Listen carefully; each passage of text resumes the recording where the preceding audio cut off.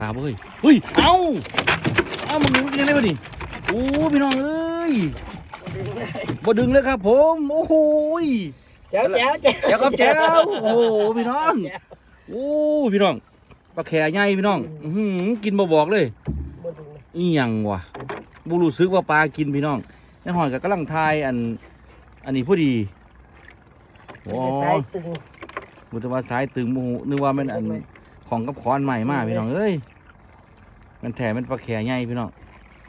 โอ้ยแกมเลยตัวนี้น่าจะ3 โลเกือบ3นะครับเนี่ย